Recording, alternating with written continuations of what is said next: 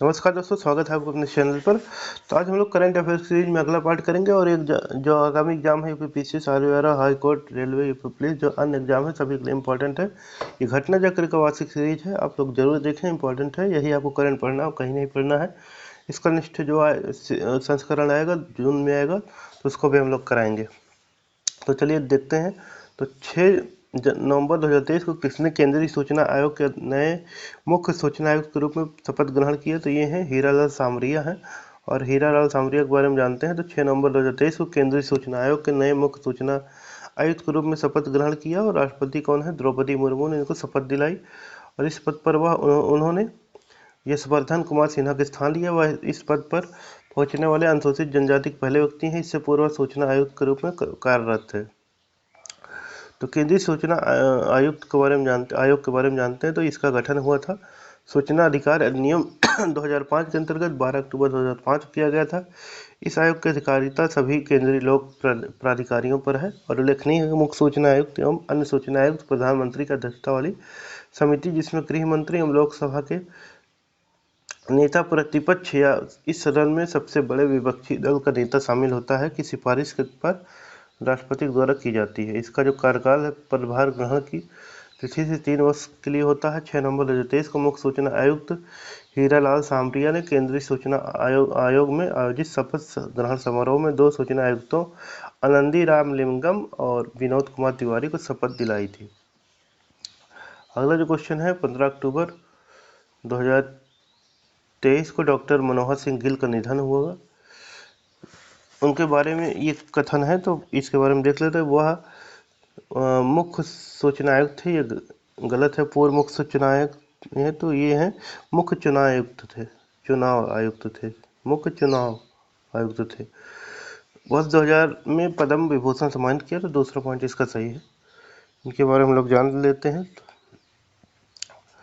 तो ये जो है डॉक्टर मनोहर सिंह गिल हैं, देश के पूर्व मुख्य चुनाव आयुक्त एवं पूर्व केंद्रीय मंत्री हैं। और 15 अक्टूबर 2023 को इनका निधन हुआ है। वर्ष 1996 से 2001 तक देश के 11वें मुख्य चुनाव आयुक्त थे।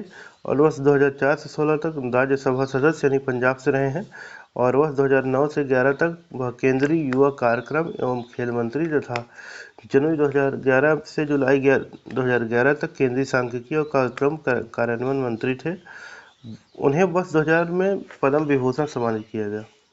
नवंबर 2023 में मोहम्मद मोइज्जू किस देश के राष्ट्रपति बने? तो ये मालदीव के बने हैं। तो मोहम्मद मोइज्जू पीपुल्स नेशनल कांग्रेस के नेता यानी पीएनसी के नेता हैं, चर्चा में क्यों हैं। 30 सितंबर 2023 को मालदीव के नए राष्ट्रपति निर्वाचित हुए। पदभार ग्रहण किया 17 नवंबर 2023 को। स्थान किसका लिया? इब्राहिम मोहम्मद सोलिह का लिया है। मालदीव के बारे में जानते हैं। राजधानी माले है, मुद्रा मालदीवियन रूफिया है। अगला जो क्वेश्चन है,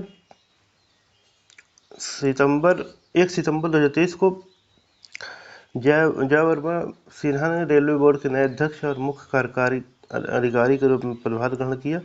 तो सही पॉइंट है। और यह इस पद पर पहुंचने वाली दूसरी महिला, तो दूसरी नहीं पहली महिला है। जिनके बारे में जानते हैं। जया वर्मा सिन्हा वर्ष 1988 बैच की भारतीय रेलवे यातायात सेवा IRTS की वरिष्ठ अधिकारी हैं, चर्चा में क्यों है। तो 1 सितंबर 2023 को रेलवे बोर्ड के नए अध्यक्ष और मुख्य कार्यकारी अधिकारी के रूप में पदभार ग्रहण किया है। विशेषज्ञ के इस पद पर वह पहुंचने वाली पहली महिला है।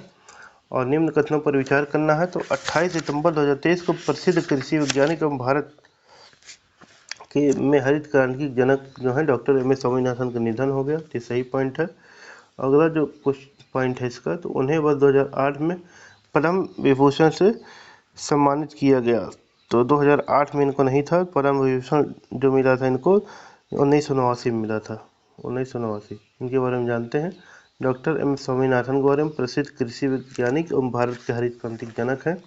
चर्चा में किया 28 दिसंबर 2023 को इनका निधन हुआ। बस ये 98 वर्ष के थे।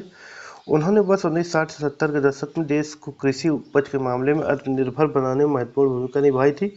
वर्ष 1972 से 1979 तक भारतीय कृषि अनुसंधान परिषद यानी ICAR के महानिदेशक भी थे। वह वर्ष 1982 से 88 तक फिलीपींस के लॉस बनोस स्थित अंतर्राष्ट्रीय चावल अनुसंधान IRRI के महानिदेशक थे।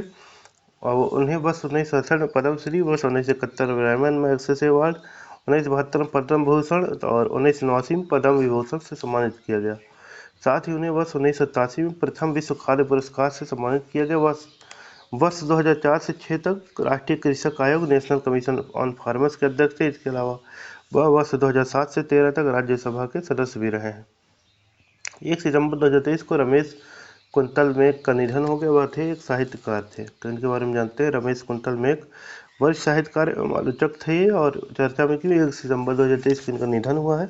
उनका जन्म 1 जून 1931 को कानपुर उत्तर प्रदेश में हुआ था। उन्होंने अपनी आलोचनात्मक साहित्य साधना की शुरुआत जयशंकर प्रसाद की कृति कायमानी से की थी और उन्हें वर्ष 2017 में उनकी साहित्यिक समालोचना विश्व मिथक सरित सागर के लिए हिंदी का साहित्य अकादमी पुरस्कार से प्रदान किया गया था।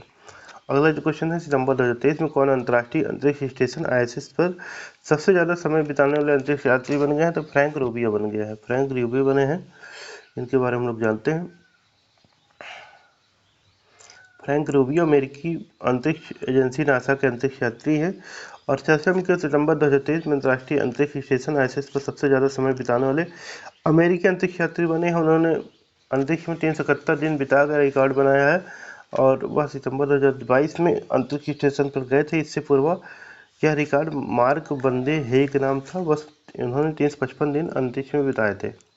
हाल ही प्रसिद्ध भारतीय अमेरिकी गणितज्ञ एवं सांख्यविद CR राव का निधन हुआ। उन्हें किस वर्ष पद्म विभूषण से सम्मानित किया गया? तो 2001 में किया गया था। CR राव के बारे में जानते हैं। तो प्रसिद्ध भारतीय अमेरिकी गणितज्ञ एवं सांख्यिकीविद है।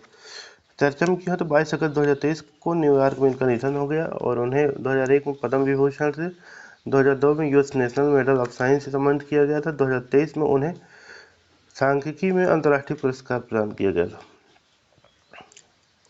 अगला क्वेश्चन है, 5 अगस्त 2023 को केंद्र सरकार ने किसे केंद्रीय अप्रत्यक्ष कर एवं सीमा शुल्क बोर्ड CBIC का नया अध्यक्ष नियुक्त किया था? संजय कुमार अग्रवाल को।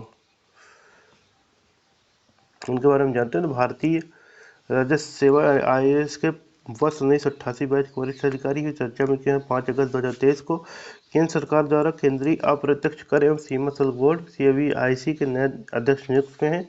इससे पूर्व CBIC के बतौर सदस्य कार्यरत थे और CBIC के बारे में जानते हैं। यह देश में सीमा शुल्क, GST, केंद्रीय उत्पाद शुल्क, सेवा कर और नशीले पदार्थों के प्रशासन के लिए जिम्मेदार राष्ट्रीय नोडल एजेंसी है। यह केंद्रीय वित्त मंत्रालय के तहत राजस्व विभाग का एक हिस्सा है। मुख्यालय नई दिल्ली में है।